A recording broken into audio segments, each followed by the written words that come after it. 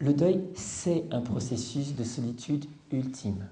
Okay, ça nous ramène, mais ça c'est qu'on le veuille ou non, hein, c'est un mouvement centripète. Ça nous ramène toujours au cœur de l'intime de nous.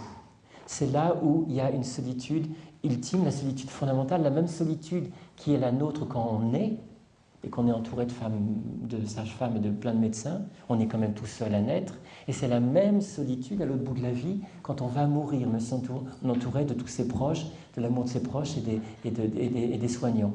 Cette solitude fondamentale, il y a plein de circonstances dans notre vie où on y est happé. Le deuil, c'est une des circonstances où on va dans cette solitude, où on sait qu'on est seul. Et c'est un lieu, et c'est là, dans ce tréfonds que parfois on a peur, d'une terreur de rencontrer, de s'installer là-dedans, que se distille la peine, mais aussi que se distille le lien. C'est là, le lien intime, c'est dans ce lieu-là, d'ultime solitude dont on a peur, que se construit le lien. C'est pour ça que dans le vécu du deuil, il est essentiel d'être en lien avec les autres pour le réconfort, la tendresse, de l'écoute, mais de se ménager des temps où on est seul avec soi-même dans ce lieu d'élaboration où se distille le lien, lentement, au fil des années.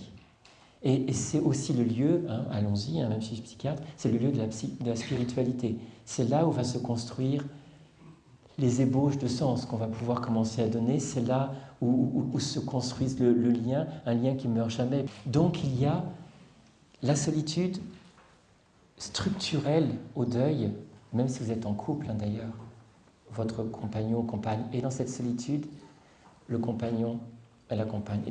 Et vous prenez, vous prenez une grosse boule. La boule, c'est vous. Et au milieu de la boule, le centre de gravité de la boule, c'est l'ultime de vous, le cœur de vous. Ça, c'est si vous avez perdu votre petit. Et ça, c'est le papa et la maman, qui est aussi le cœur du cœur d'elle-même. Vous collez les deux boules ensemble, aussi proches soient-elles, il y aura toujours une distance entre les deux points centraux. Donc il y aura toujours une distance structurelle entre deux personnes qui sont en deuil. On ne peut pas se rejoindre. Et il n'y a pas un bug, il n'y a pas une erreur de casting sur le conjoint. Non, c'est juste que structurellement, il y a et donc pas en vouloir au compagnon ou à la compagne, il dit mais attends, tu es la personne que j'aime le plus au monde et tu n'es pas là. Tu n'es pas là, je ne te sens pas là. Ben non, parce qu'il ne peut pas y être.